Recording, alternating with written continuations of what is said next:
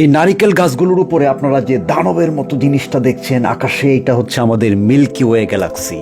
এই milky way গ্যালাক্সিতে প্রায় 100 থেকে 400 বিলিয়ন নক্ষত্র আছে। অর্থাৎ এই গ্যালাক্সিটা এতটা বিশাল যে আপনি যদি এই গ্যালাক্সির এক মাথায় দাঁড়িয়ে লাইট ধরেন তাহলে সেকেন্ডে প্রায় 3 লক্ষ কিলোমিটার বেগে লাইটটা ছুটে গেলেও আরেক মাথায় পৌঁছাইতে প্রায় 1 লক্ষ বছর সময় লাগবে।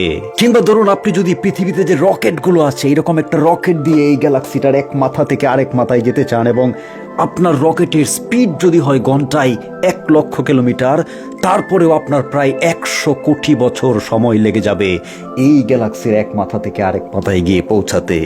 এবং আমাদের এই সূর্যটা এই পৃথিবী সহ এই গোটা গ্যালাক্সির চারপাশে চক্কর দেয় এবং একবার চক্কর দিতে প্রায় 225 মিলিয়ন বছর সময় লাগে আমাদের সূর্যটার। সবচেয়ে আশ্চর্যের বিষয় হলো বিজ্ঞানীরা ধারণা করছেন যে এই মিল্কি ওয়ে গ্যালাক্সির এত এত নক্ষত্রের ভিতরে আমাদের এই পৃথিবীর মতো বিলিয়ন বিলিয়ন গ্রহ থাকতে পারে আরো।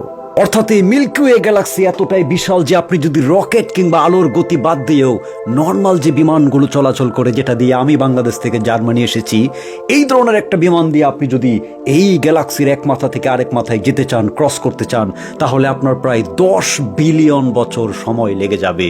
এবার আপনাদেরকে সবচেয়ে ভয়ঙ্কর তত্ত্বটা দেই।